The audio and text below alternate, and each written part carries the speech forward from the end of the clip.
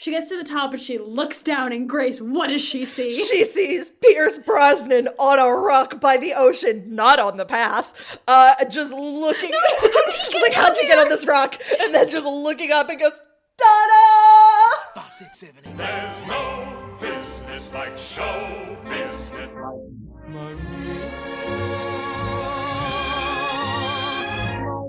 Mamma mia, here I go again. My Of the music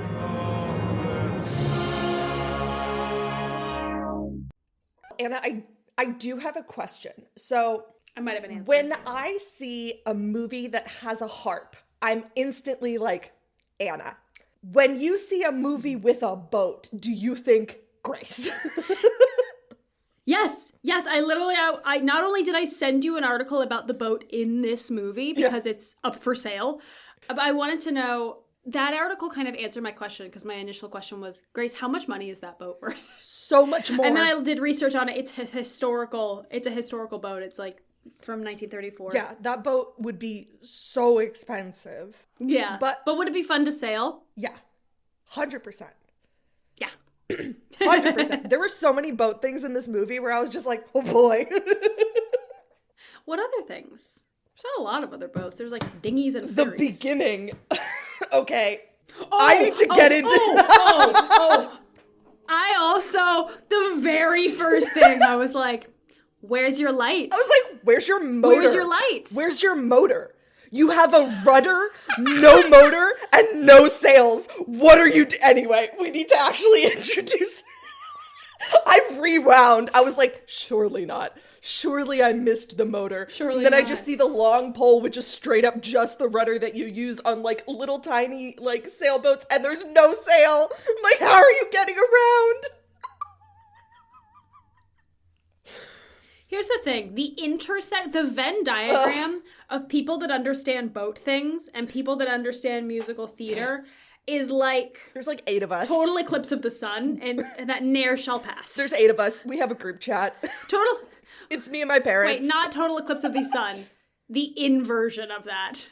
So day-to-day life? They like ne'er shall pass. Yeah.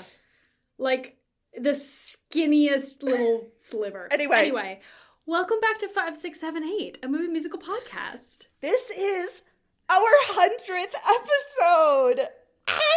This is our 100th episode. I told Alex that earlier, and she was like, oh my gosh. Yeah. I never thought we would get to this day. I never, in my wildest dreams, when we started this, imagined we would. I remember way back when telling you, okay, our 50th episode is going to be Grease, and our 100th episode is going to be Mamma Mia. And you said, that's not real life. And here we are. I said 100 episodes? That's not a real number. That's not a real number. And yet here we are. And truly, what a joy. I had not watched this movie in at least a couple years. Probably the last time I watched it was with you, honestly, in Washington Heights. Wow. Yeah, no, I watched it more recently. Yeah. I think I watched it like a couple Christmases ago.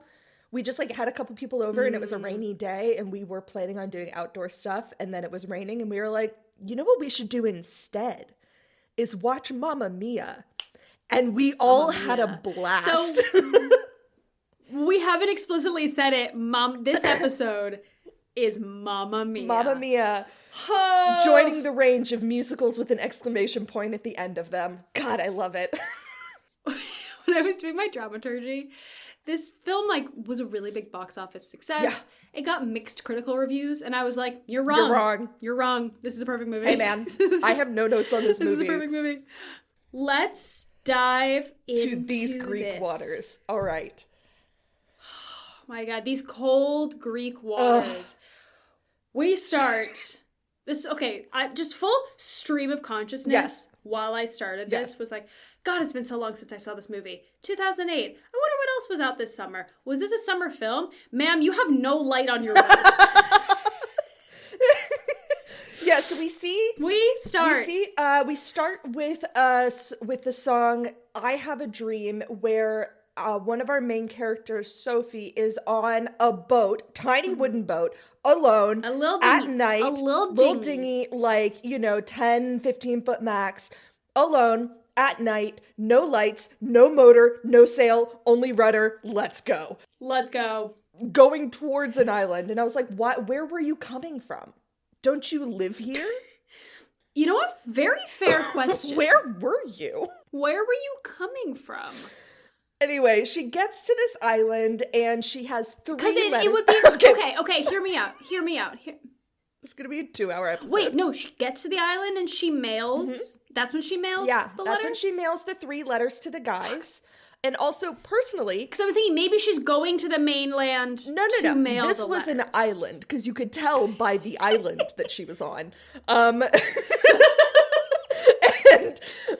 You could tell by the fact it was by surrounded water. by water. As someone who has had to send documents from a tiny island, I'm like, ma'am, that's going to take 3 months to get there. From this tiny Greek island to Sweden, where he even isn't, and New York and London, ma'am. And also... She sends it to Sweden, and then they show him in India. And I'm like, what do you mean? Also, what... What year... this is like kind of a timeless movie. There is no time, But also yeah. it really dates itself, and we'll get to this. No, but it does date itself in later because they talk true. about, they're setting up a website for the hotel. Yeah. So this came out in 2008. So this is probably around 90s is my guess. Y2K. Yeah, Like late 90s, yeah. Well, and also because in the flashbacks to the guys when they were younger, it's very 70s, like, vibe. And then 20 years later is the 90s. Right. The age of the flower power. So my guess is that it's the mid 90s, especially since the original musical came out in 1999. Like, I'm assuming that this takes place in the mid 90s. In this essay, I will. Yeah. Okay. Which further drives a point, like, she wouldn't have been emailing. No. They don't even have internet on the island. So these were letters that she sent snail mail in the 90s. Yes. Cool. But again, shaky sweaters, Shaky musical theater sweaters. logic. I want to point out, we are in the first scene. I also want to point out that all of the night scenes, there's not that many. Actually, I take that back. Not all of them. This scene and the end scene, these are shot day for night. Yes. Which is probably why she had no lantern on her boat, because they just didn't think They just about didn't it. do that. This is 100%. They shot this during the day and then they color graded it in post to make it look like night. All right, so we see We meet our heroine. we see 3 different guys getting ready for some sort of trip. We see Pierce Brosnan in Businessman New York, and then we see Colin Firth. I always struggle. Firth. I always pause because I'm like Firth Farrell. Firth, and. Firth. This is Colin Firth. Colin Firth in his London townhouse. And then, this is where, again, my sailor brain goes, what? So then we meet not Bill Skarsgård. His character's name is Bill. There is a Bill Skarsgård. He is Stellan Skarsgård. This is Stellan Skarsgård. His character's name is Bill. Stellan Skarsgård. He is in what looks like India, is my guess, or like an Indonesia type area, on a little putt-putt motorbike, gets to a dock, swings onto his boat, and I go, you're gonna sail there? From where? How much time do you have? Do you know how slow boats go? You need 5 months. You're gonna go up the Red Sea? Are you shitting me? Do you know how rough that passage is? That's gonna take you 2 weeks upwind. What are you talking about? Anyway, that's fine. We're moving on from that. So this is what it's like when you listen to me ranting about harp playing. Yeah! You're like, the finger placements! What do you mean? You're like, it would take... Why are you going via the Red Sea? Why are you going by boat? It's gonna take you 5 months. Anyway, we're gonna leave all of that to the side. We get to a Greek island. We get to a Greek island. We see 3 grown men from various places in the world pack up their stuff and head, like catching taxis, hailing cabs to get to Getting on a boat. We also establish, so we didn't explicitly say it, our heroine is played by Amanda Seyfried. Yeah. We learn more about her in this first scene. Her name is Sophie. She's like barely 20 years old. Yeah. So what's funny is I fully called her Mia for the first 2 pages of this. I forgot. Oops. She runs down to the dock on this island to see her two friends arrive. Yay! And we get a lot of backstory. They're here for her wedding. Her wedding is tomorrow. They're on this tiny island called Kalokari. Little Kalakari. Which is Greek for summer. Yeah. And Sophie has a confession to her two friends, which is like, so you know how I never knew who my dad was? And they were like, yeah. She goes, well, I found my mom's sex diary from the year. I broke my mom's privacy. My mom's diary. I found my mom's diary from the year she got pregnant with me. And I think I've narrowed it down, and there's 3 possible that were guys. all within the same And month range in which she would have gotten pregnant. Yeah. And we get the first full song, Honey, Honey. Our first real song. And it's, again, this is all ABBA music, so it doesn't really move the plot forward with lyrics. But man, is it a blast. But they did this film really did a good job of using the songs to move the plot forward and to move location. That is so this really whole important. song Yeah. is Sophie move with her friends moving up from the docks. She's regaling them with her mom's diary entries of these 3 men, Bill, Sam, and Harry, all within 6 weeks of each other. Yes. That she had sex with. And the song ends with the girls getting to the house. And then also we get a lot of interstitial cuts of the guys trying to arrive to the port to get the last ferry. The next one's not until Monday. And they miss the ferry, and so that's when Bill the sailor is there, and he's like, oh, you guys need to get to this tiny island, I can take you on my boat. None of the 3 of them know why, they think, and Sophie has said that the invitations she wrote from her mom, so all of the guys that have come think that the mom, Donna, has invited them.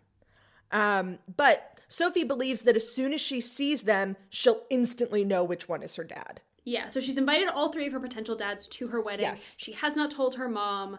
And we do establish that in the song, at least one of them, Sam, I think it was, really broke the mom's heart. He was engaged, and they had this fling, and then he left her, and then she shacked up with the other 2 guys in pretty quick succession afterwards, because they were passing through. Yeah. On the ferry. Loved the shot of the 2. I loved the shot of the 2 cars that Sam and Harry were in, coming down the dock as they try to make the ferry, and they miss the ferry, and then they get in to Bill's boat. And then we cut to the ferry. But you know who didn't miss the ferry? My heroes are Donna, the mom's 2 friends who are coming for the wedding, Tanya and Rosie, aka Julie Walters, and Christine Baranski. And Anna texted me while she was watching this, and truly, I think that this is correct. So in our youths, we were like, we want to do the producers. And then not realizing Anna had never seen the producers, and then Anna was like, oh, maybe not the producers. And I was like, fair and valid. And then we were talking about this movie, and Anna was like, listen, what if instead we are the secondary characters in this thing? Yeah. We throw a joint birthday party for whatever reason, host a stage reading we're back with in all of New our York. friends, cast all of our friends. When the stars align and we both find ourselves in Manhattan, we will do a staged reading, cast ourselves as these supporting characters. And just to have our friends sing through this with us for a fun time. Honestly, God, that would even be so fun. watching this, I was just like, oh, this actually feels kind of close to who we are. Yeah. Oh no. Here's the thing. In my Rolodex of things I will produce, I'm gonna get a production of Hello Dolly where the curtain falls and she raises a knife she to murders the stab guy. her We're husband. gonna do Harvey Girls. Yeah. Yes, and we're gonna do a production of Mamma Mia and just cast ourselves as supporting characters. 100%. Yeah. I'm not out here trying to steal the spotlight. Yes. I want some funny lines and then to be off stage for 45 minutes. Hell yes. So the 2, Tanya is Christine Baranski. She is on her 3rd husband, so divorced. glamorous, in stilettos on a tiny Greek ferry. So that tells you everything. I don't think she has a profession. She is simply is thrice divorced and extremely wealthy. Love that for her. And then Rosie is the quote-unquote lone wolf, refuses to get married, like cookbook writer, essentially. Yeah, she's also like a very famous cookbook author. Yeah. And she's like, it's implied that she's come into fame and celebrity rather recently. Yes. But so Christine Baranski, Tanya, married 3 times. Rosie, the lone wolf. And they are, if Sophie has her 2 friends, they are Donna's 2 friends. Yes, 100%. It's never explained in the movie where Sophie met her friends and why they're both Scottish. Unclear. But her boyfriend is also from the UK, and so I'm assuming that there was a moment where she was in the UK. It was a boarding school situation. And this is when I wrote this, I do love a movie that takes place in 24 hours, or a musical, or just like something Hell that's yeah. like 48 hours like and a done. slice of life. Anyway. All right, so yeah. back at the house, we meet Sophie's fiance, Sky, and it turns out that she hasn't told him about this whole ploy to meet her fathers. Apparently, this is a conversation that they've had a lot, and he's like, you don't need to know your dad to know who you are. And because he doesn't think she's ever going to meet her dad, so he's like trying to be supportive. Yeah. So we see everyone arriving at the island, and so the guys are on the boat. The 3 guys are on Bill's boat, and then Tanya and Rosie arrive on the dock, and Donna runs to meet them. And let me tell you how hot Meryl Streep is throughout this whole movie. Every time that there's like a single shot of her, I'm just like, my God, she's gorgeous. Oh my God, she's stunning. She's stunning. She's so stunning. She arrives, and this woman has like messy blonde hair and like sneakers and is wearing overalls, but just like such a captivating presence. She comes down to the dock to greet her 2 gal pals, and it's established that the 3 of them not only are very, very good friends, but were in a girl pop group together. Yeah. 20-ish years Called ago. Donna and the Dynamos. Donna and the Dynamos. Yeah. Yeah. Then again, fantastic using the space to move the plot forward. Tanya, Rosie jump in Donna's truck, like her Jeep, and as they drive up to the hotel, Donna owns a hotel. Yes. Donna owns a like tiny hotel villa on this island. Gorgeous view, top of this hill. Yeah. But she's running it all by herself. So on this drive up, Rosie and Tanya get a little bit more backstory about like, when are Sky and Sophie leaving? Donna admits that she doesn't want Sophie to leave. If she had her way, Sophie would stay with her forever. But also, she's a little worried that Sophie's kind of using the hotel as an excuse to not travel. Like, she's worried about, like, leaving Donna behind, and Sophie's missing out on opportunities to explore the world. Yeah. Then we cut back to the boat for a little bit, and the 3 guys are just like, wait, so, like, why are you going to this island? Oh, I'm invited to this wedding. Hey, me too. Oh, do we all know Donna? Oh, yeah, I haven't heard from her in, like, 20 years. And so all 3 guys realize that they all got invited by Donna, and none of them have heard from her in, like, 20 years. We cut back to the hotel. Donna is showing her friends around. It has a huge charm, but it's falling apart, and she's kind of the only one. It's falling apart. It's also at the top of the stairs, and Rosie and Tanya struggling after climbing those stairs is me every day in my current relatable. My God. But the place is falling apart a little bit because she's the only one that's running it, and we get the song "Money, Money, Money," which is essentially, money, money. If I were a rich man, it's what would I do if I had all of the money. It's the same song. Honestly, the fact that we're doing Mamma Mia after Fiddler is There were a couple of because parallels for me. Yeah. I'm excluding Act 2 we'll consistently, but, for Act 1.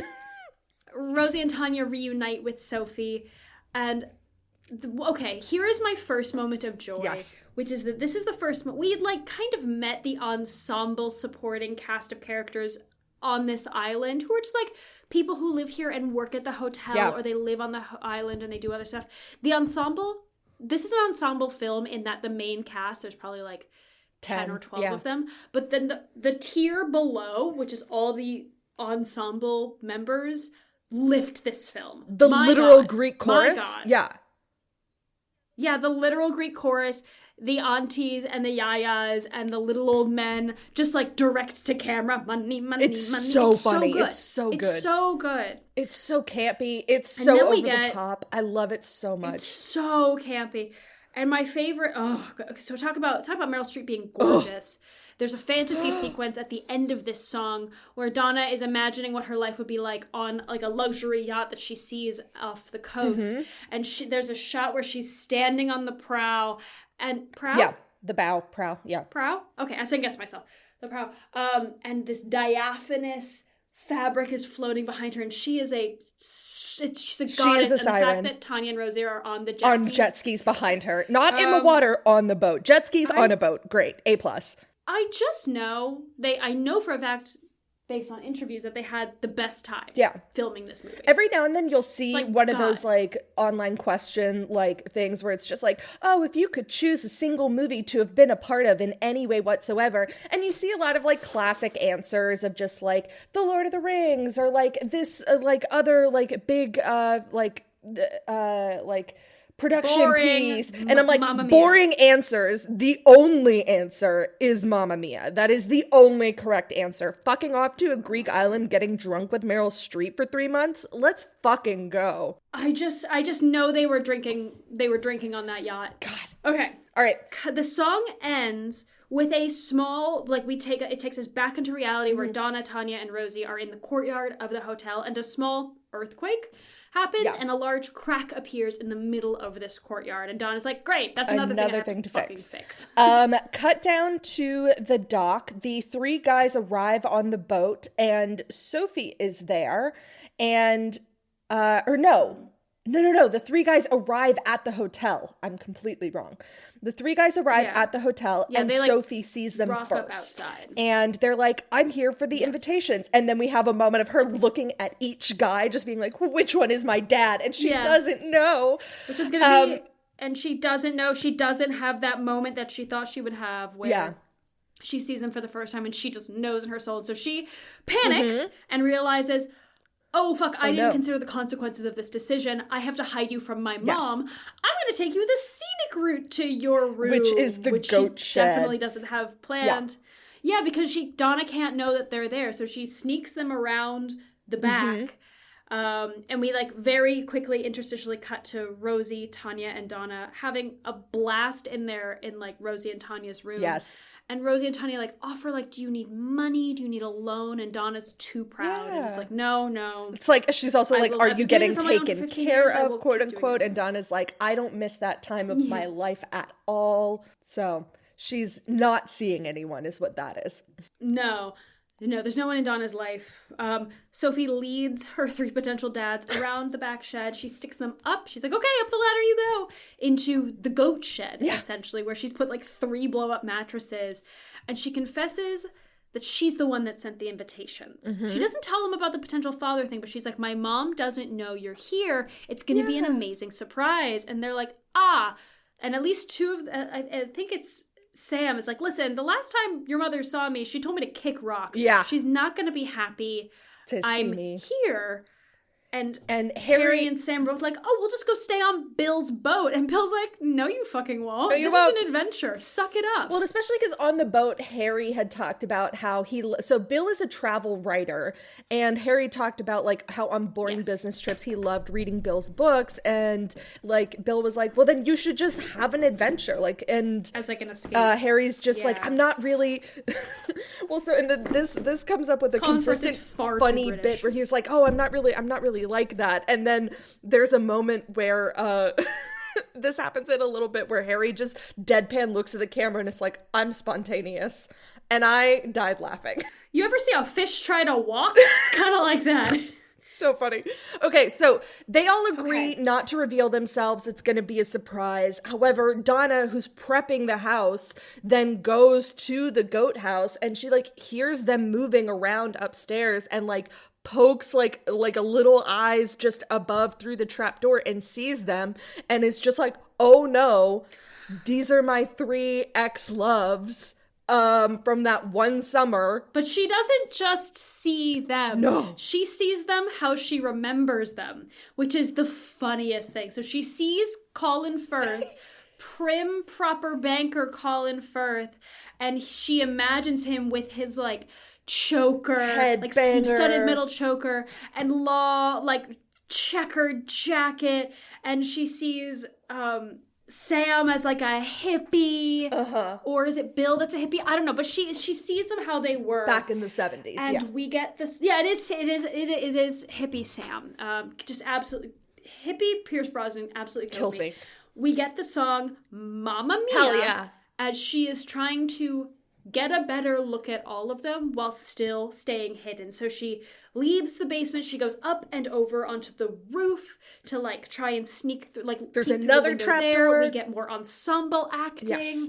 And it's like her being torn of, like, wanting to see them and not wanting to exactly. So eventually she falls through the roof trapdoor onto one of the blow-up beds, and they meet, and she's obviously overwhelmed by, like, these three guys that she had flings with. But she eventually is like, why are you all here? And Bill is like, I'm doing a writing piece. Harry is like, random vacation. And Sam is like, I just wanted to say hi. They're all so good at lying. Anyway, this is where we get the unspontaneous. They don't rat Sophie out. They don't rat out. Yes, they don't rat Sophie out. But... Donna's like, I don't know why you're here. I don't have the time or the literal space for you. We're busy. A local girl is getting married, like, doesn't tell them that she has a daughter. Yeah. And she's like, you guys can't stay here. Goodbye. And then she runs away. Mm-hmm. And she runs to her friends. This is where we start the bit of Tanya flirting with that hot bartender, and it's great. Yeah. This is the first time, this is also the time where I watched it and I saw you and I as these roles. So Donna runs to the beach bar to find her friends, and Rosie and Tanya are like, what's going on? And Donna instead bursts into tears and runs away and hides in a bathroom. And Rosie and Tanya chase after her. And we get the song Chiquitita, which is them being like, What's going on, pumpkin pie? Now, my favorite shot of the movie is from this song, which is from the point of view of the literal Greek chorus. So we see the two women, like, singing through the door, and then we cut out into a moment of a world in which musical theater doesn't exist, and we see removed, and the sound is removed as well, so it's like someone is singing, and you just see one girl on all fours looking under the bathroom, and then the other one standing on her back to look over the bathroom, singing into a room that you cannot hear them, and it's so funny. Or you can hear them, but you can't hear the backing music because backing music doesn't exist. Oh my god. Ugh. It's so funny. Donna comes out and they run to her room. Yeah. And she confesses. That's the word I wanted. Yes. She confesses to Rosie and Tanya. Well, the problem is, which is like these three guys are here. And the problem is one of them's probably Sophie's dad. And I don't know which one it is. Yes. Yeah. And Sophie. Oh, this is what it is. So she doesn't she go back to the goat house? And they're not there, but Sophie and her friends are there, and so Sophie overhears Donna saying, I don't know which one is her dad. Well, so what happens is that Donna comes out, tells them what's wrong, and before she can really finish saying anything, her friends are just like, the guys are here, and they run off. And they're just like, in the goat house, heard. And so they're like, gotta go see them. So they go, but by then the guys have left, and so they're not up there. And so then they head back to Donna's room, and Donna's just like, Sophie can't know that her dads are here. I don't want her to find out that I was such a slut. And I'm like, all that Catholic guilt. That a stupid, reckless little slut. And I was like, Meryl. And we get the song Dancing Queen, which is... Dancing Queen. It's so good. Tanya and Rosie start singing Dancing Queen in an attempt to cheer Donna up, essentially. Like, they perform for her like it's one of their old songs. Yes. And they move from Donna's room out through the courtyard of the hotel, and as they go, dancing. They pull all the women from like their chores, leaving the men behind. Yep. They go down the road. They're stealing women left and right until it's this big like conga line of like 40, 50 women, and it's just so much female joy. All dancing on the love dock at it the end. so much. Ugh. So good. That was when I sent you that photo of me just happy beaming. It was to Dancing Queen. Yeah, 100%. God, what This is a a joy. perfect musical, and I will accept no criticism. Of course. That's not true. I will accept some criticisms, but they're not enough to make me not. I like will it. accept only silly criticism. Only criticism that doesn't actually matter, like how boats work. If you criticize the plot, I'm gonna say this is a musical. Yeah, it's a musical. What were you looking for? Fiddler? Anyway, Yeah. so we What were you looking for? Realism? cut to Sophie looking for the guys because they have gone missing from the goat house where she left them. She sees them all on the boat, on Bill's boat, and I think she panics that they're gonna leave. So she They're just gonna leave. They're gonna leave straight- again. She's never gonna see them Yeah, again. so she just straight dives off the dock and swims up to the boat being like, you guys promised you'd be at my wedding tomorrow. ditches her friends. Yeah, ditches her friends. Doesn't tell them where she's going. No, just to a boat with 3 older men that she does not know. Anyway, this is a musical. So she dives off and she is like, you guys promised. And he was like, oh, no, we're going to be at your wedding. It's just, we wanted to get out of your mom's hair. She found us. It didn't seem like she super wanted us to be there. And she was like, no, she's just stressed. Tomorrow it'll be Yeah, fine. So we're just gonna like go Yeah. sail around the island for the afternoon. So they fuck around the island, and then we get the song called Our Last Summer, where Harry starts it because he had bought her a guitar, and He bought Donna a guitar. yes, he bought Donna a guitar, and which he had taken from the goat which he had stolen. But they go around, and each of the guys tell her about sort of the fun things that they did on that one summer. And so this is my first moment where I'm like, honestly, I deeply love that not a single one of these guys can sing. Like, it truly... Oh boy. It truly is like, it has to be an all or none situation. So like either all of them need to be able to sing or none of them, but it can't be a mix. And they chose none and I'm fine with it. Yeah. My God. Here's okay. Pierce Brosnan in particular is not great in this song. He's better later when they let him like rock growl. Yeah. He just couldn't do the Crooning, the softer, soft, subtler. Yeah. They show her like old photos they have with their individual times with Donna, which is so funny to see. And they look like they have the best afternoon. Just best like time. hanging, getting to know each other. Yeah, exactly. Yeah. So Sophie heads back to shore and her fiance Sky is there, who's like, where have you been? Because he's calling for her from shore. Yeah. So she's like, I'll see you dads tomorrow. Yeah. She doesn't say that. She swims back to shore. And he's like, where have you been? Everyone's been Baby, looking for I you. know that water was cold. Yeah. Yeah. And she starts to tell him about like the whole deal, but she kind of loses her nerve. And she also asks him, I guess, for a little bit of reassurance, like, hey, you're not going to leave me, right? And so he sings the song for He goes, her. are you kidding? I'm in love with We had you. another song. Lay all your love on me. And this song, one, is great. The two of them, so hot together. Love them. And, but then this gets to... I get why they started dating after this movie. Oh. Like, the chemistry's there. Chemistry's 100% there.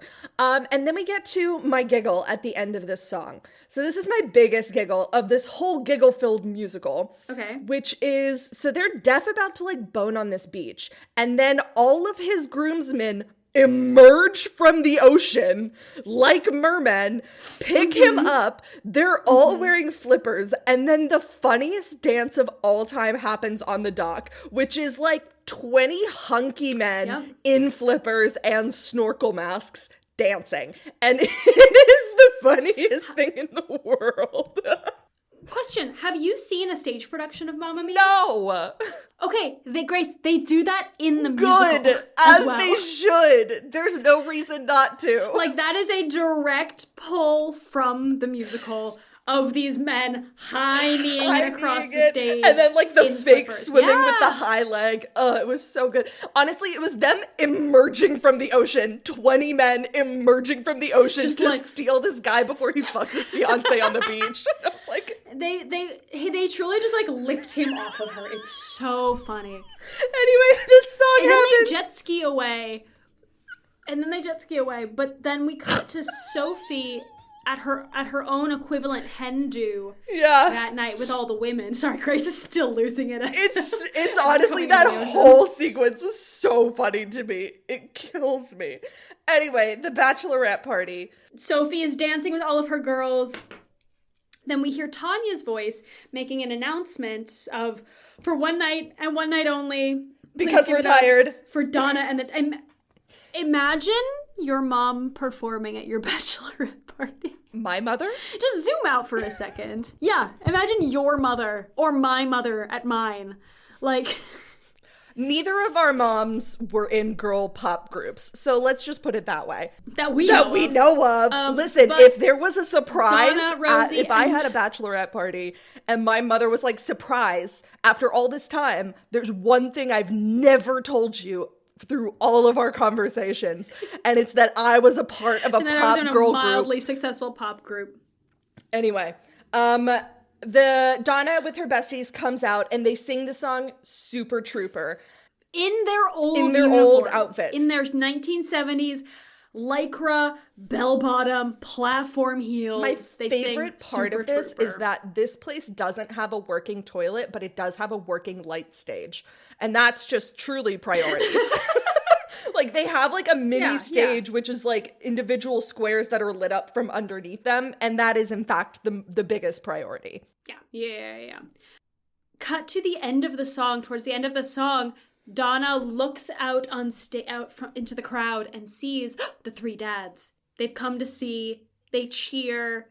And Sophie is really touched by the performance. But then Rosie clocks the men and he goes, "There's no men allowed at this. Get the fuck out." Yeah, It's a exactly. women-only party. But out! Donna walks away after this and is worried that, like, why are they all showing up now? Like, that they're trying to muscle their way into her life with Sophie, and that she's cared for Sophie and, like, raised her on her own now. Why are they here now? So just basically having a little panic attack about, like, and I think also connected to the fact that her daughter's about to get married, and it's like, there's just a lot of changes going on. Yeah.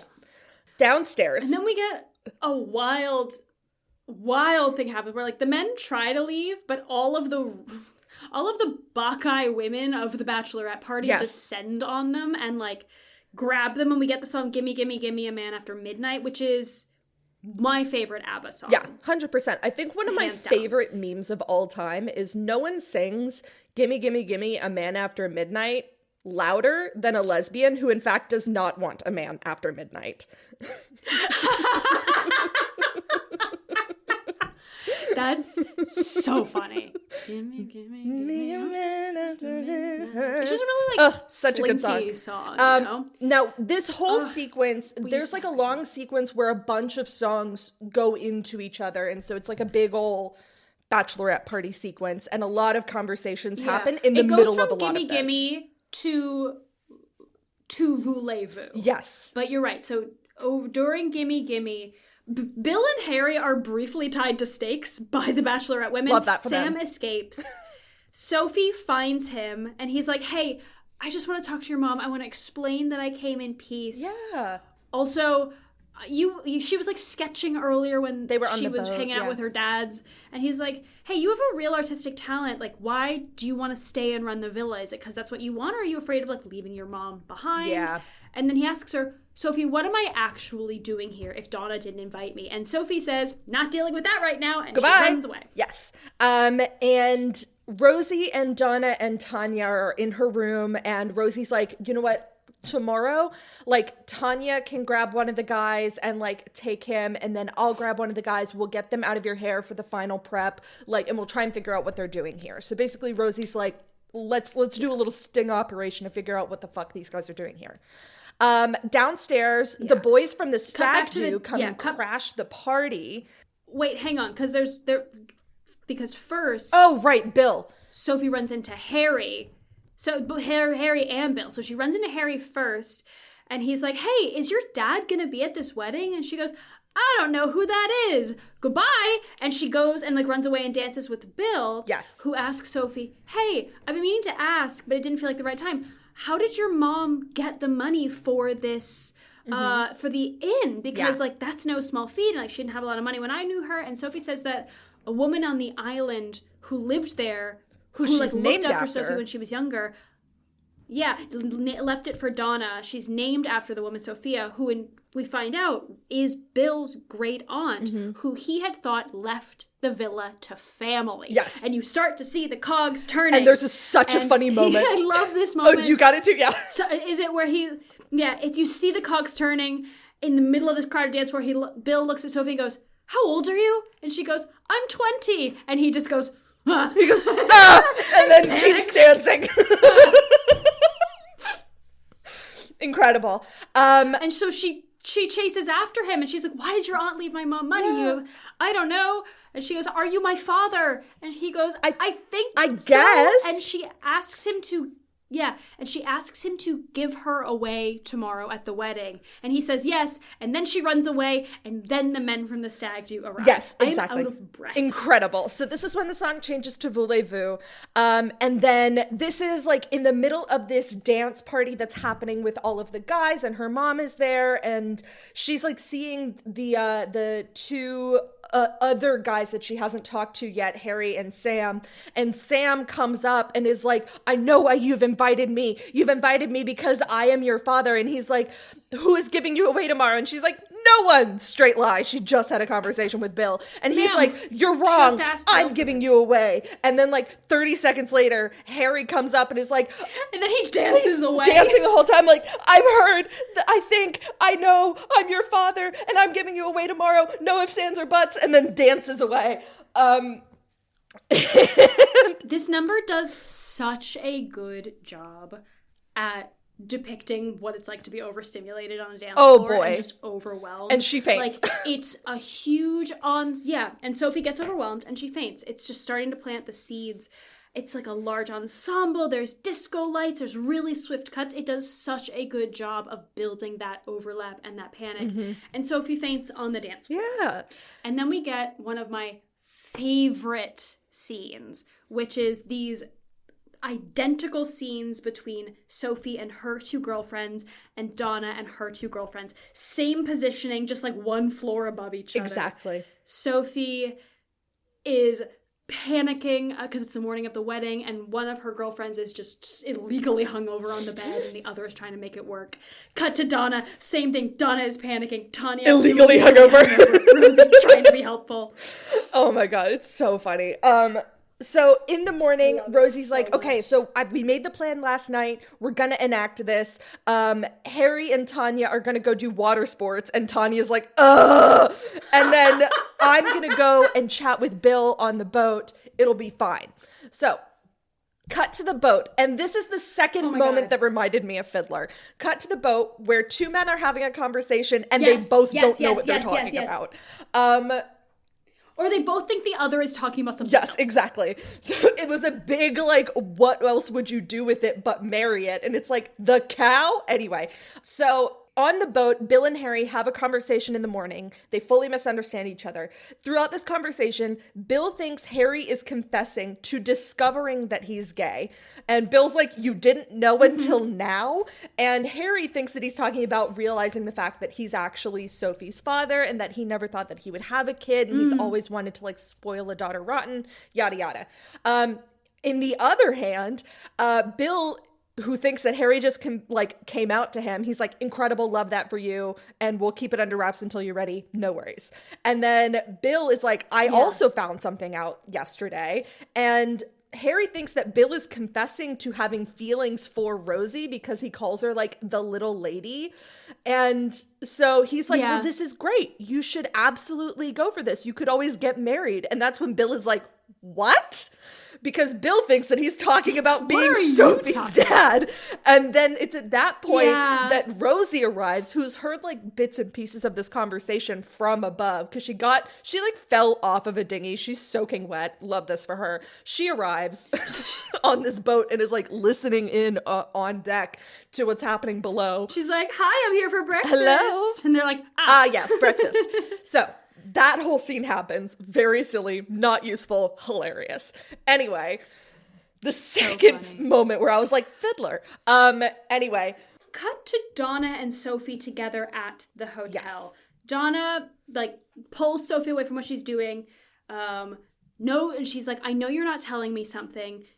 If you want to call off the wedding, it's not too late. And Sophie's like, that's not what this is. that's not what I'm talking about at all.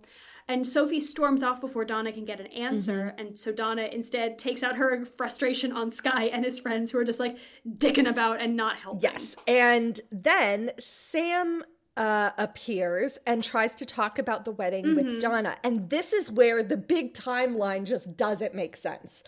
So Sam is talking with Donna and is basically like Sophie's really young to be getting married. Is this like actually something that she wants? Or are you like, why is she staying here? And then he says something to the effect of, as someone who has who has 2 children grown who have left the nest, like you have to get used to this. And I'm like, what do you mean? Sophie's 20. How do you have 2 grown children? Didn't you leave? Oh. So you were with Donna. She potentially got pregnant. You went back home to be with your person that you were engaged to. Fiance. Yeah. Did you already have kids? How do you have 2 kids that are older than Sophie, so they've already gone through leaving the nest? I don't think they're older than Sophie. I think they're just like 18 and have left home. Okay, so he had 3 kids potentially within a 2-year time frame? Possibly. I mean, he didn't know Sophie existed, and we can cut this if this is because this is a spoiler. But he left, went home, came 'cause back, he was engaged. and then went back again. Donna wasn't there. Went back to England. I mean, for all we know, she was pregnant already. Maybe, but then it feels like he wouldn't have left her the first time because he doesn't feel like that kind of guy. I mean, it's possible he didn't know. Yeah, but even if she wasn't, goes back. This was the 70s. People, I know, had kids it was just a crazy thing to have someone who's like, I have 2 kids that are younger than you, so I know what it's like for you to deal with this kid that's older. And it's just like, what do you mean? No, I think it's more he's like, I've lived as a parent through my children leaving the house, so I know what it is like. I guess. I was like, 2 kids? When? Anyway. He was busy. That timing does not make sense to me at all. Listen, Sam's hot. Sam fucks. It's fine. Sam Carmichael fucks. Yes. If you take anything away from this movie, it says Sam Carmichael fucks. Anyway, they sing SOS. Sam appears, and he reminds Donna, like, can you believe it? Like, 20 years later, here we are. You running this villa, this was always our dream. Yeah. Like, this dream of, like, owning a villa on an island. And he says, if Sophie's my daughter, I would tell her not to get married now. I would tell her to go off and explore have a the life. world. And he says, Donna, the reason Sophie doesn't want to leave is she doesn't want to leave you all alone. Yeah. And then he sings the song SOS. And this is where I'm like, oh, Pierce Brosnan's not a bad singer. He's fine. He just needs to be allowed to like rock, growl, and have electric guitars underneath him. And the other song was more acoustic. It was definitely more acoustic. Then we cut to a very, very funny sequence, which is Tanya on a paddle boat with Harry.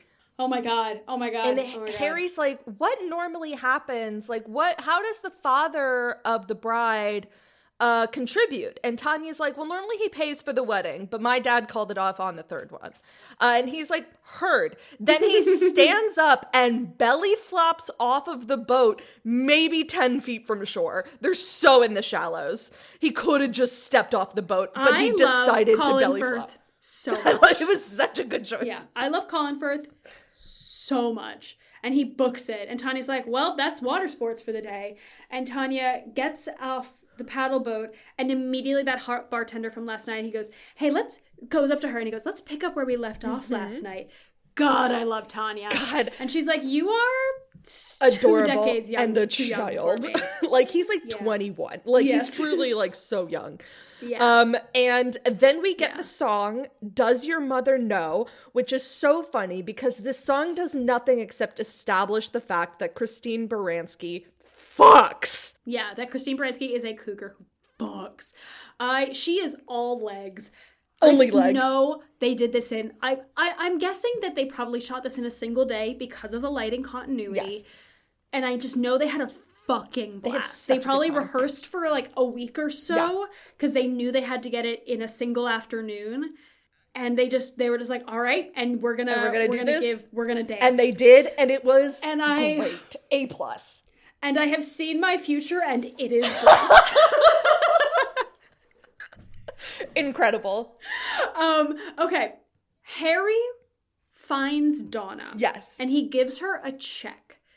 Because Tanya told him that's what father of the brides do. He doesn't say that, but I'm connecting the dots. Yes. He goes, this is a small contribution for the wedding. Yeah. And she's like, I can't accept this. And he's like, no, you're going to have to catch me first. And he runs away. I fucking love It was so Colin funny. Firth in this role. God, he was so funny. Again, it's just like an actor's playground. Yes. This fucking film. Then we cut to the dock. There's like this one dock where all of these things happen. And Sophie is there, and Sky is there as well. How does the scene start? Yeah, Sky's... Okay, so it's like the ferry. Sky's at, like, doing what Donna tasked him to do, which is to help with the wedding, Yeah. like, unloading stuff off the ferry. And Sophie runs up to Sky being like, Sky, you have to help me, you have to help me. And then she runs in the opposite direction to make him chase her. Essentially like, we need to talk somewhere private. Yeah. Nope. She runs away and he's like, Sophie, what's going on? He chases her, they get to a quiet moment, Right. and she tells him all about the plan of inviting her Yes. dads. And he's not... The thing that Sky takes umbrage with is that she didn't tell him about this. He's like, I don't care if you have one dad or 5,000 dads. You didn't tell me. You didn't tell me. You lied to me. What was going on? Yeah. And there's like a whole argument that happens where Sophie is like, I wanted to know who I am before I got married. And he's like, knowing who you are doesn't have anything to do with your father. You already have a family, and the family is us and your mom. That comes from finding yourself. You gotta, like, you just have to know yourself. There's a little bit of passive... Yeah, there's a little bit of, like, blame where Sky's like, I put everything on hold for you because you wanted this big white wedding. It had already been established that Sky was, like, cool to go to the mainland for an afternoon to get married. Yeah, and just, like, get married and then continue and, like, go. And that they've been saving money to, like, travel around the world a little bit. And he asks if the now whole those plans are on reason for the hold. wedding was for this whole, like, dad scheme. Like, he's like, is this whole reason because you wanted to find your dad? That feels manipulative. But she's like, no, I love you. He walks away and she was like, do you still love me? And he's like, of course I do, but I'm pissed. And it's like, so he didn't break up with her, but he's angry, and it's the day of the wedding. It's the day of the show, y'all. And so he walks away. Sam is there and tries to help, but makes it worse. Sophie runs upstairs and finds her mom and asks Donna to help her get ready for the wedding. And Donna's like, I thought your friends were going to help you. She goes, no, I want you. I want my mom to help me. And then we get the song that makes me cry every single time. I didn't cry at Fiddler. I cried at this. Perfect. We get the song Slipping Through My Fingers. Slipping through my fingers all the time, which is about a mom watching her daughter grow up. So Meryl sings this to Meryl's such Sophie a good singer. As she gets dressed for the wedding and gets her hair done. I love that and all it's of just the a women really are good nice... singers and all of the men are bad singers. It's so funny to me. No, you know what? Dominic Cooper was an okay singer. Is that Sky? Yeah. Yeah. He's okay. He's pretty good. He was fine. He gets one song. And he's good. Um, There's this moment where, like, Sophie asks her mom, she's like, have I let you down? And do you think I'm letting you down? Donna sort of reveals, it's like, you could never do that. like, and reveals a little bit about her life, which I'm shocked that they have not discussed before, where she's like, you know, my mom told me to get out of the house and not come back whenever I came back pregnant. And you are my joy and my everything. And I'm so proud of you. And I'm so happy that I had you. It's adorable. It's very sweet. And at the end of this, Sophie asks Donna to give her away at the wedding, to walk her down the aisle. And Donna cries and agrees. And it's so cute. Yeah. So they head out of the house. Yeah. And then Sophie gets on a donkey to like ride. Because they have to go down and then they go back up to this like beautiful chapel on this peninsula. Looking over the sunset, over the Aegean. And I'm just like, God damn. Beautiful.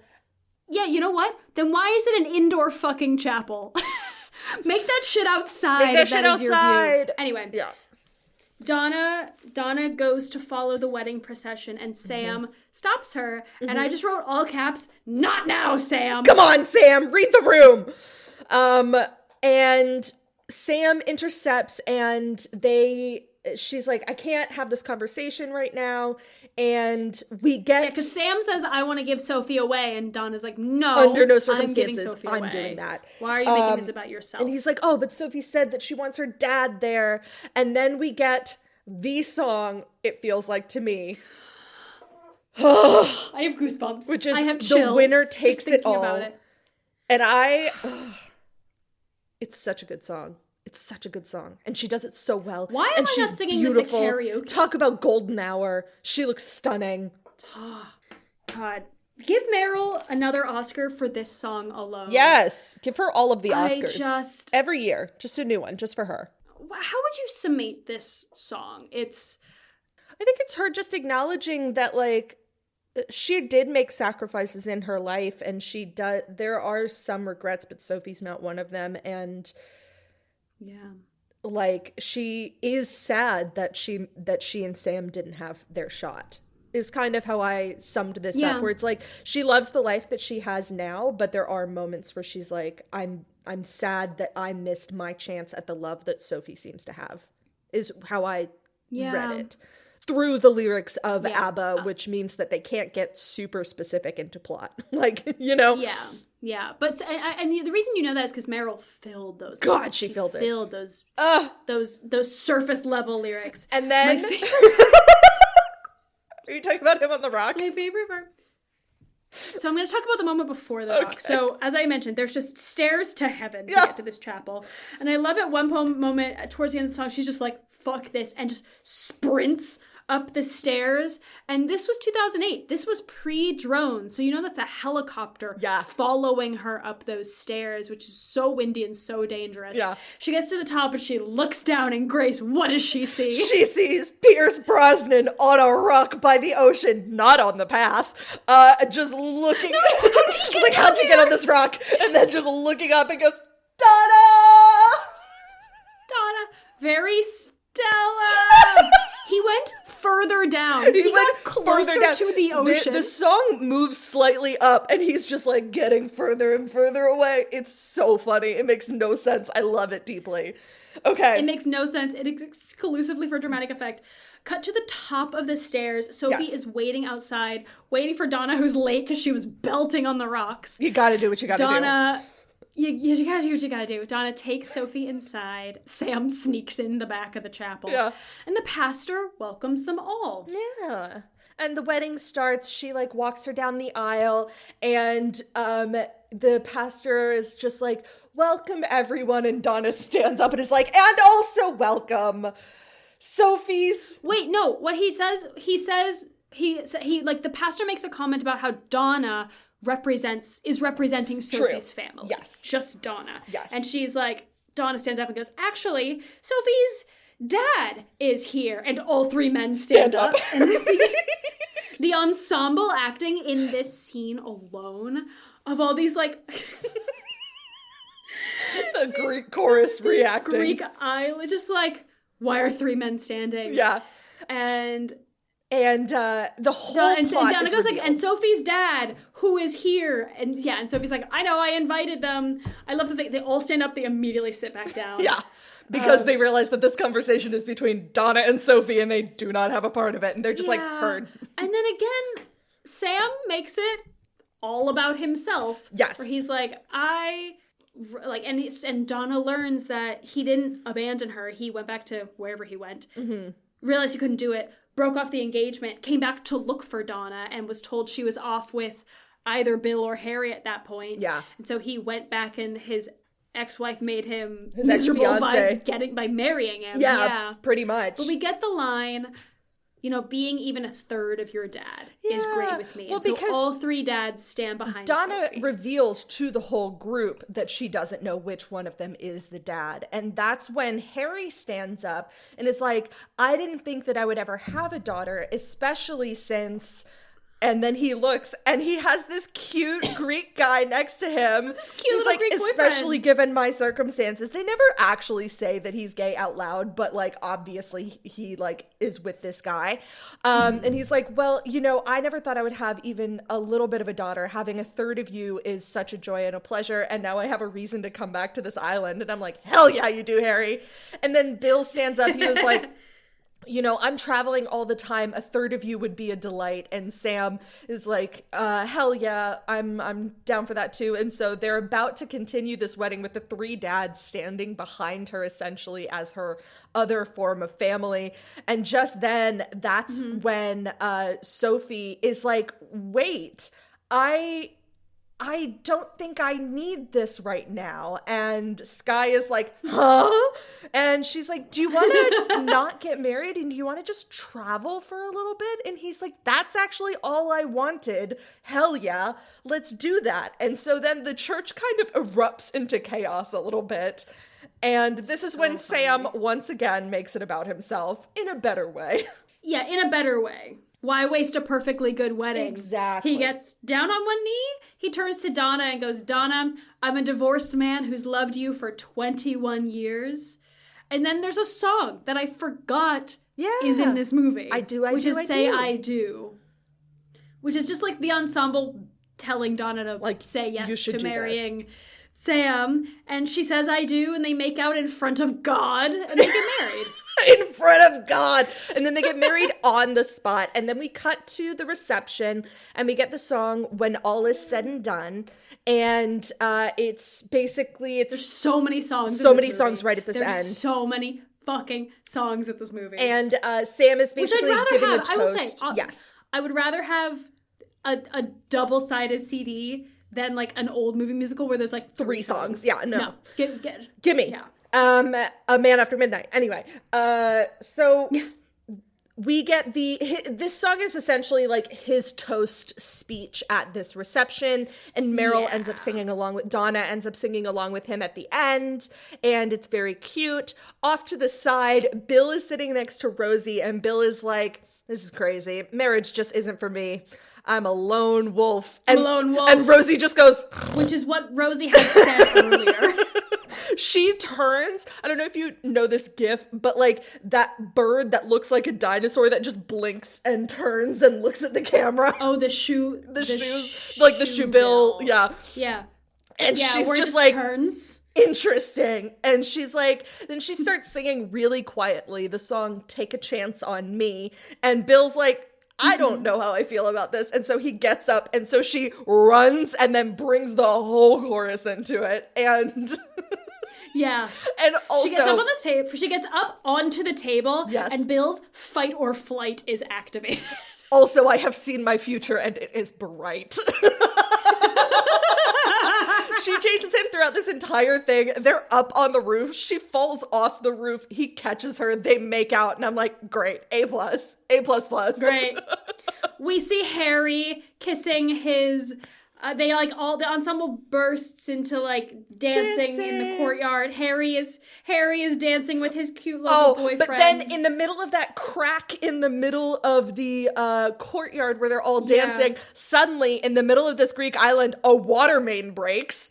Don't know where that's from. It's a spring. It's a natural spring. Someone opens the fire hydrant. Anyway, it all pops up and they're all dancing. In the background, when Sky and Sophie are like kissing and dancing together, in the background you can see soaking wet, dancing for his life, Colin Firth, and it is truly my biggest moment of joy. I love it so much. You really only see like half of his face and like a wet torso just like in the background. But it's towards the end when it's like...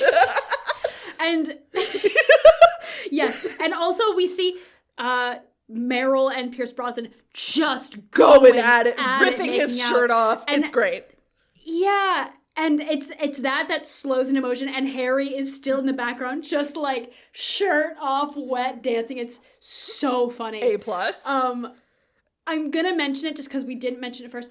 Donna says when the spring appears and they showers everybody, she goes, "It's Aphrodite." It's because they had said in the very beginning of the movie that in theory this was the island where Aphrodite's like fountain of love originally was, or something like that. That's all. I'm closing the loop. Fully forgot about that. Anyway, cut to Bows. No, later the boat that night.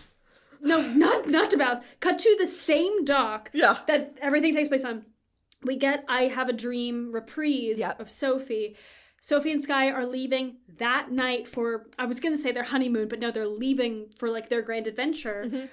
So again, this was shot day for night. In the dark, on a boat, no lights. Light, no sails, no motor, only rudder. Let's go. Fuck it, we ball. Hearts full, can't lose. Like... Oh my god. But they go. And as we fade to black, we slide into Dancing Queen and we get, hand to God, best credit sequence of all time. History. Of all time. I will fight for this. It is our Donna and the Dynamos singing Dancing Queen. In like the original, not only the original costumes, just like fancier costumes, better lighting. And then we slide into Waterloo. Yes. And this is when we get the three boys in their equivalent lycra bell-bottom platforms. Are there as well. And Sophie and Sky. Sophie's outfit is great. Oh my god. Yeah, there's so many deep V-necks on the men. Oh. I love. Colin Firth and Stellan Skarsgård have some semblance of rhythm. Pierce Brosnan has none. Zero. That man is on the one and the one and the... And this is the end, and it's great. A+. Honestly, if you just want to watch the credits, you'll understand the vibe of this entire movie. I fucking love this movie. Oh my god. God, what a blast. Oh, I'm out of breath. I am out of breath. I feel like I have done an hour of cardio just talking about this movie. It feels like it. Jesus fucking Christ. 10 out of 10. 10 out of 10. No notes. A+. Some gripes, but like fake gripes. Like would watch it again. Like gripes that are me enjoying yelling about things. Also, I think having done Mamma Mia now, we have done the movie of every single song in our opening. I think that now, having done Mamma Mia... Yeah. Sounds like we need a new opening. I should have been wearing my Apple Watch during all of this. Get an actual read-in. Yeah. The next time we do a musical that we're like really ready to yell about, we'll check. I would fucking love that. I would love that. Okay. I think we Grace, both. What do you think of this movie? I think we both talked about it. I fucking love this movie. I think it's so funny. It's so silly. It takes itself exactly as seriously as it needs to. And the people commit exactly as hard as they need to. And I don't care that not everyone's a great singer. I don't need them to be a good singer. I don't need them to be. I have a question. Are you going to talk about casting? And, like, the other people that were considered for roles? Yes. Okay, good. I have one That's important to me, and I want to make sure. That was like, that's crazy. Could you imagine? Was it Adam Sandler? No. Do I have the Adam Sandler one?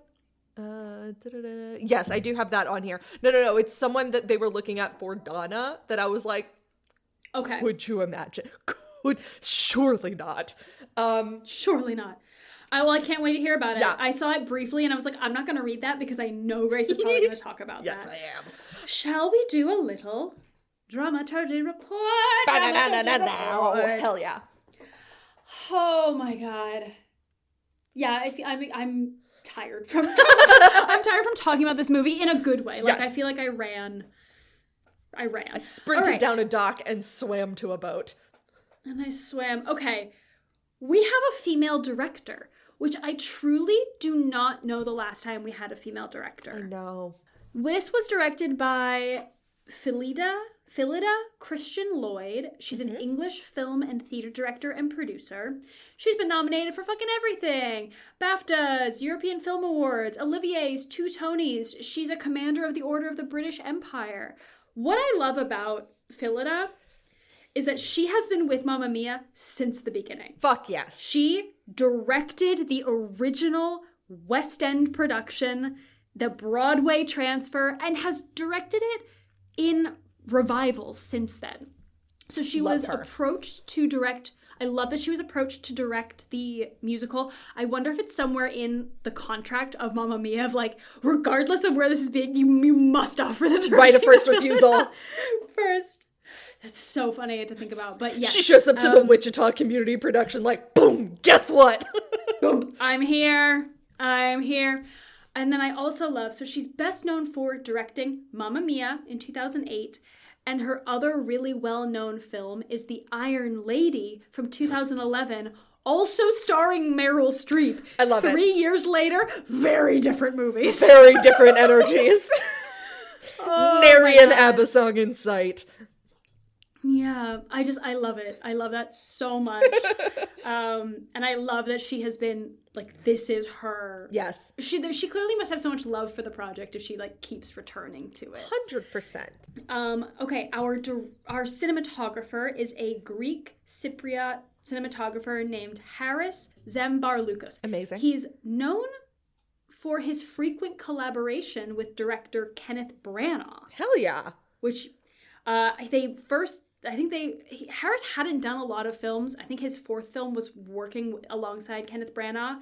He would then go on, so this was 2008, he would go on to do Thor in 2011, Murder on the Orient Express in 2017. So let me go back. Thor in 2011, so many other movies with Branagh specifically, Murder on the Orient Express in 2017. Incredible. Artemis Fowl in 2020. Amazing. Belfast in 2021. And then in terms of his more recent works, not exclusively with Branagh, he was a cinematographer for Beetlejuice. Wow. Love that. Yeah. And then our editor, a female editor as well. Leslie Walker, who just passed in December 2025 at the age of 85, was a British film and TV editor, more than 30 feature film credits. She got famous and well-known in the 80s as she developed a, quote, fast and snappy editing style. She's known for films such as, in the 80s, like Letter to Brezhnev, Mona Lisa, Cry Freedom, Shirley Valentine. She worked extensively with directors Terry Gilliam and Richard Attenborough. Hell yeah. And then her more recent films that we might know were Fear and Loathing in Las Vegas, The Brothers Grimm from 2005. That movie? And in 2018. Grace is waving her hand. That movie's crazy. It's not never good, seen it. but it's so silly. It's not silly. It's very scary sometimes, but in a way that's not actually scary. I pulled movies that I recognized the name to, because a lot of them I didn't. And in 2018, she did The Man Who Killed Don Quixote. Ooh, interesting. She did stuff like right up until she passed. Yeah. But yeah, this film was the female gaze. I love it. So I'm going to talk a little bit about the stage musical. So the producer, Judy Kramer, met the songwriters from ABBA. And again, I'm going to attempt to pronounce these names correctly. If I they're so Swedish. If I mispronounce them, I apologize. Bjorn Ulvaeus and Benny Andersson, that one's pretty straightforward, in 1983 when they were working on Chess with Tim Rice. And it was the song, The Winner Takes It All, that made this producer think, I think that there's like theatrical potential to this. So in 1997, Judy Kramer commissioned Katherine Johnson to write a book for the musical. And in 1998, Phyllida Lloyd became the director for the show. So it opened on the West End in the Prince Edward Theatre on April 6th, 1999, and transferred to the Prince of Wales Theatre on the 9th of June, 2004, where it played until it moved again in 2012. The show closed in March 2020 due to COVID, and then reopened again on August 25th, my birthday, in 2021. On July 17th, 2024, it celebrated its 10,000th performance on the West End. It's been running since 1999. Now, for Broadway, the musical opened at the Winter Garden Theatre on October 18th, 2001. Now, this was also interesting because Meryl Streep went to go see it, I think, with her daughters around that time, and ended up writing a letter to the production team thanking them for putting on such like a wonderful, like joyous show, especially considering that this was a month after 9/11. So she was like, this is the sort of joy that we want to start bringing back to our city. And it was like, just like a really, like, she just like really enjoyed the performance, really enjoyed the musical, and sent a note like expressing her thanks for putting on such a joyous piece at this time. I love that. Yeah. As of October 2017, it was the 9th longest running Broadway show and the longest running jukebox musical in Broadway history. It ended up closing in 2015. So it closed in September 2015. It ended up playing 5,773 performances on Broadway before closing. Incredible. God, that is a show I could truly do for 5,000 performances. 100%. Like, what a fun... Like, I think if you do a really emotionally depleting show, like 5,000 performances of next to normal is a very different experience from 5,000 performances of Mamma Mia. Yes, 100%. They're both incredible shows for different reasons. Yes. The writer for the screenplay and the book of the show, Katherine Johnson, so I'm going to talk a little bit about her. She's a British playwright, best known for Mamma Mia, which became the highest grossing British picture of all time in the UK, and the biggest selling UK DVD of all time. She also co-wrote the sequel, Mamma Mia, Here We Go Again, which Here we go again. You know that's going to be on our list. 200th episode, let's go. So she grew up around Gloucester, and I'm going to mispronounce that. British people, you have too many letters in the names of your places. So she was expelled from school at 16, married at 18, and divorced by 24. This woman was living her life. She moved to Bristol, found herself unemployed with one child to support, and she noticed something in the local paper for a playwriting competition. So she wrote a play called Ragdoll using a pseudonym, which won the competition and was put up by the Bristol Old Vic, and that really like catapulted her into playwriting and screenwriting. In 2007, there was instituted the Katherine Johnson Award for Best Play, written by the 5 Pearson Playwrights Scheme bursary winners from the previous year. She just like blew up from this, but I just love the whole thing that she was like married and divorced by the time that she was 24. And the whole reason she got into this is because she saw something in the local newspaper about a playwriting competition. And then she wrote Mamma Mia. Like, what a joy. Yeah. Phenomenal. In terms of the differences between this stage show and the musical and this movie, there's like some, and obviously there's some stuff that they were able to do with a movie. Like, that is one thing that we've talked about a lot, is movies really taking advantage of the medium and being able to do things that they can't do on stage. And they really did that. They took over this tiny Greek island and they were like, we're going to use every bit of it. Without diverting, without like at the cost of the plot. Correct. Like, or like using adding the setting in that they 8, have. you know, adding in like another 30 minutes just so that you can show the location. Like this very much. Use the location, use the songs to show the location. Yeah, 100%. They did, most of the songs remained intact except for there was Under Attack, One of Us, Knowing Me, Knowing You, Thank You for the Music. There are a couple of moments in which they use those as like musical themes that are played, but not Which, actually. that's how you do it. That's how you do it. If you're going to cut it. Yeah. There was also conversation about potentially getting some of the people from ABBA to write a new song specifically so that they could try for Best Original Song for the Oscars, but they ended up not doing that, so this movie was not eligible for that particular Oscar. So what I'm going to do is I'm going to talk about ABBA real fast. Yes, please. Okay. I'm sad. So, ABBA, Swedish pop group. The people were Agnetha Fältskog, Björn Ulvaeus, Benny Andersson, and Anni-Frid Lindstad is my guess as to how they're pronounced, and I apologize pretty deeply. good. So in 1974, they won the Eurovision Song Contest with their song Waterloo, which in 2005, Waterloo was chosen as the best song in the competition's history during its 50th anniversary celebration. Phenomenal. Originally, ABBA was 2 married couples, but unfortunately, throughout the change of the seasons, both couples ended up breaking up. But they ended up disbanding in December 1982, but Benny Andersson and Björn Ulvaeus continued writing music for stage musicals, films like this, whereas Fältskog and Lindstad, they went towards solo careers. So the 2 guys ended up moving towards songwriting, and then the 2 women ended up towards solo careers. And the 2 guys fell in love. Did they? I wish. Oh, that would be No. great. I was like, really? I got so excited. Anyway. I'm sorry. 10 years after the group's breakup, the compilation ABBA Gold was re-released and became a worldwide bestseller.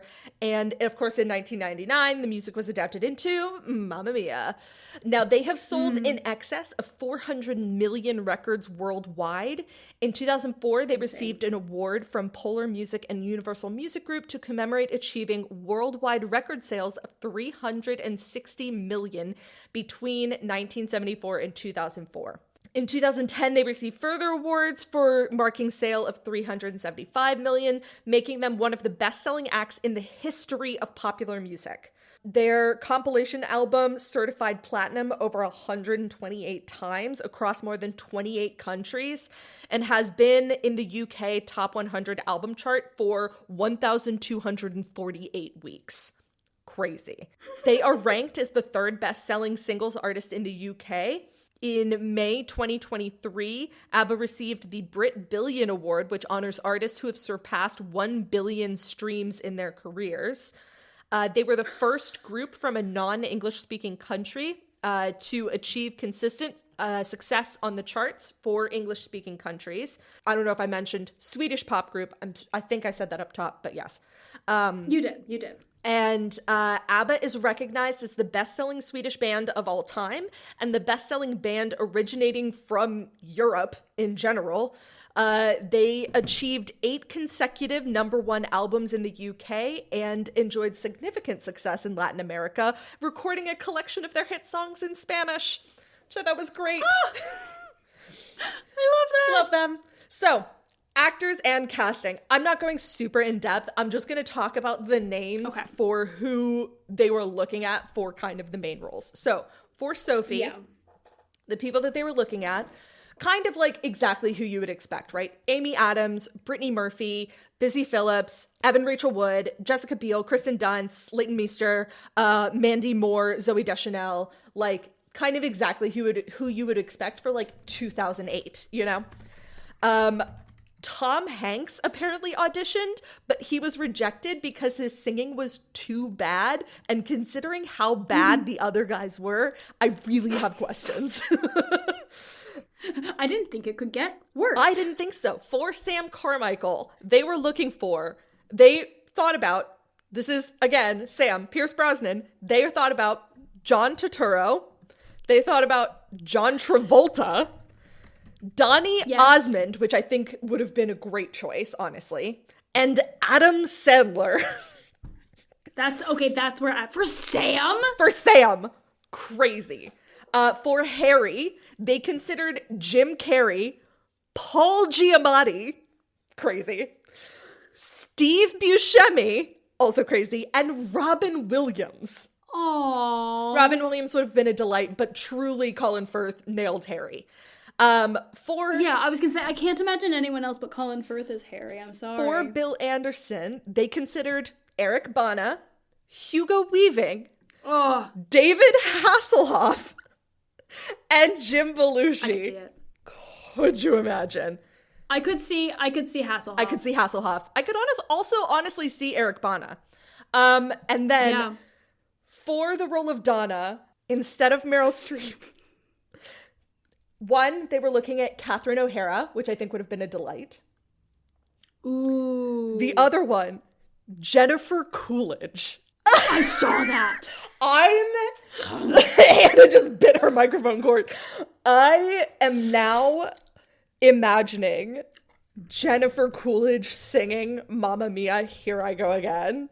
And it truly, Here I go again. I cannot imagine her singing, period, because she has such a distinctive voice and I've never heard her sing, so I don't know how it incorporates into a musicality. And I'm just like, her voice is so specific. Yeah. That it truly baffled me. Here's the thing, I've never seen her. I'm not saying Mamma Mia is a dramatic film, but Donna is a serious role that has comedic timing, and I've never seen Jennifer Coolidge in a not comedic role. Yeah. I have no doubt that she could do it. Yes. I just want to seen see it in something that's not a musical. Yeah. Anyway, those were the casting that I was just like, Jennifer Coolidge as Donna truly threw me for a loop. Shh. I'm still hung up on Steve Buscemi. Yeah. Okay. Let's talk about God.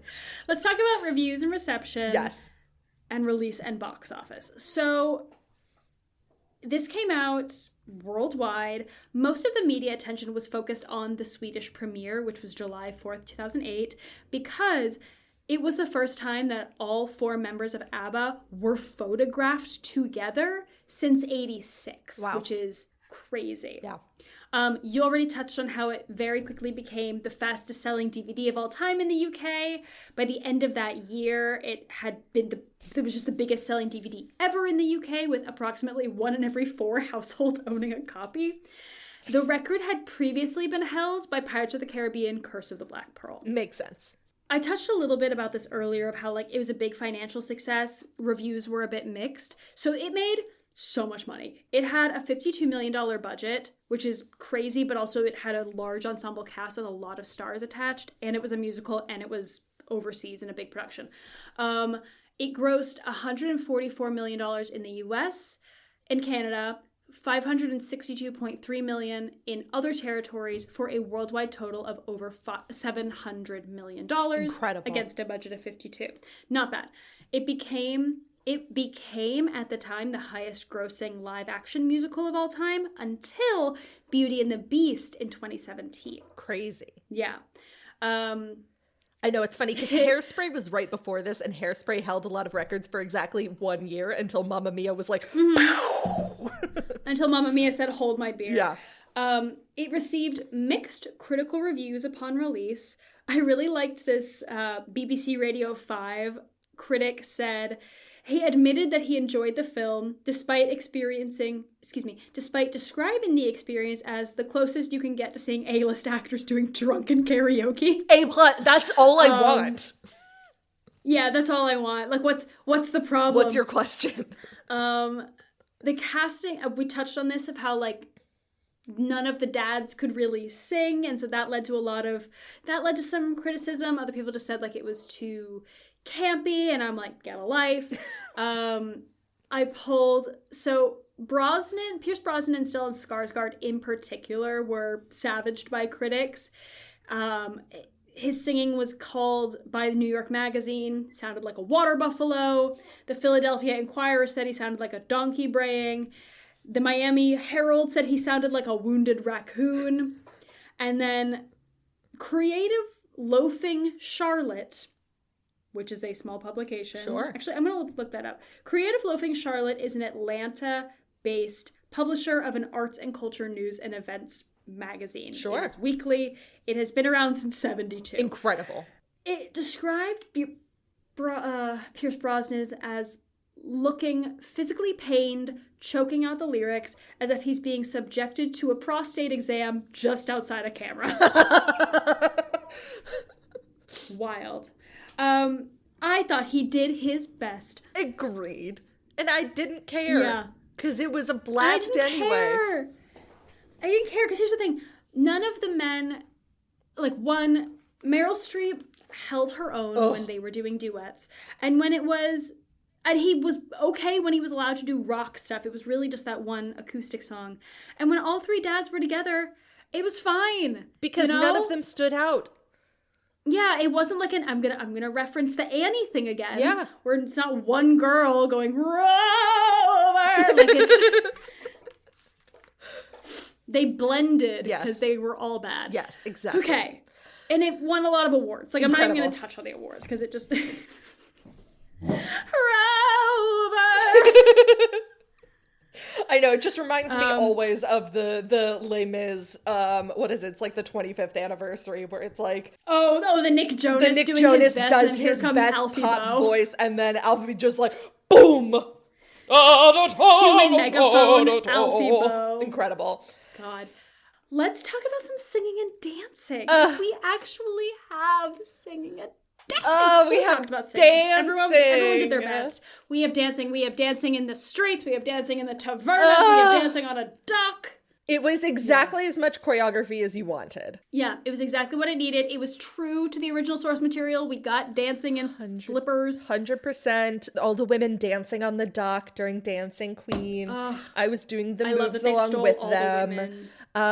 It feels like a show that you could dance along with in the aisles, you know? Like, none of the choreography felt... In fact, they encourage it. None of the choreography felt crazy or, like, overly technical. Mm-hmm. Except for, like, the one guy that was doing a handstand with flippers. Love that. But, like, it just felt very approachable. I don't know how else to describe it, but, like, approachable choreography. Yes, I agree. Which is what gives me the false confidence that I could do this show. You could. 8 shows a week. 100%. I'm looking back for my gripes, because gripes and giggles are next. And I'm looking for where I wrote in all caps. My gripe is not a real gripe, which is just the whole boat at the beginning. How Bill's like, I'll sail from India to Greece. I'll sail from 2 India business or days. Indonesia and I'll get to Greece. It'll be fine. And I'm like, what do you mean? You know what? My gripe is the fact that her boat never had... My gripe is that her boat never had a lantern. How was she seeing at night? How do you... The moon is not that bright. Where are you coming from? Where do you come from? Where do you go? Cotton Eye Joe. Yeah, so just the whole boat bit was just very silly to me. Giggles, flipper dance, that whole, the groomsmen emerging from the ocean truly sent me.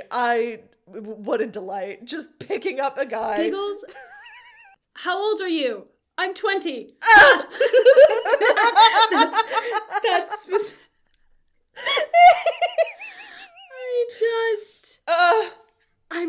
oh my god, there's so many giggles. There's so many because giggles. It's a funny musical. I'm sorry, you're not gonna reference Tanya standing on Rosie's back?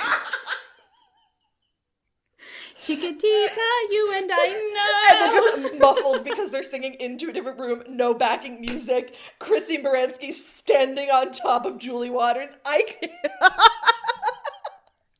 Like this Greek ensemble was both all of our waiters, yes, and also like the supported, and also glue for very this whole into film. it. Yeah, 100%. Yeah, like they were both being inconvenienced by musical theater and also part of the musical theater. 100%. Moment of Joy is gonna be Christine Baranski's song. Truly, I love a song that's just like, this 6-year-old woman fucks. She fucks so hard. Yeah. Where was I was gonna say that, but I have so many moments of joy. Yeah. I guess I'll say my moments of joy is the ensemble. Yeah. There were so many moments of the ensemble just deadpanning into camera, just like, I'm spontaneous. You seeing this shit? Yes. So good. A+. I'm sorry. I love this this movie brings me so much joy. Oh, we're not even gonna talk about Money, Money, Money with Meryl on the yacht. And her 2 friends on jet skis on the boat, not in the water. I know for a fact, gun to my head, having never spoken to Christine Baranski, Julie Walters, or Meryl Streep, I know for a fact that they were rosé drunk on that yacht while they were doing the wide on the helicopter while they were being all fanned. drunk the entire time. The whole time. Whole movie. Oh my God. Incredible. I forgot to look up fun facts. I have one fun fact that is not about this movie. Okay. Lay it on me. Lay all your love on me. Sean Astin, our boy. Yeah. Samwise Gamgee. What about Sean Astin? Yeah. His life is Mamma Mia. I'm sorry, what? So, his mom, Patty Duke, was unsure who his father was. And there were 3 men that it could be. So it could have been John Astin, Desi Arnaz Jr., or Michael Tell. And he didn't know for a long time. So does he know? Well, now? so hold on. I'll read about it. So basically, when Patty Duke became pregnant, she wasn't sure which of the 3 was the father. Mm-hmm. And so Michael Tell offered to marry her as a way out of the scandal. The marriage lasted for 13 days. And it ended before Sean Astin was born. In 1972, which is the year after he was born, Patty Duke married John Astin, and 18-month-old Sean Astin looked at John Astin and called him daddy, to which the priest performing the ceremony remarked, "Well, that about does it." Afterwards, John Astin adopted Sean, so that's why his last name is Astin. And then when he was 14, his mom told him that Desi Arnaz Jr. was his biological father. And then a decade later, Sean Astin met Michael Tell's niece, who was like, "Why don't you get a paternity test?"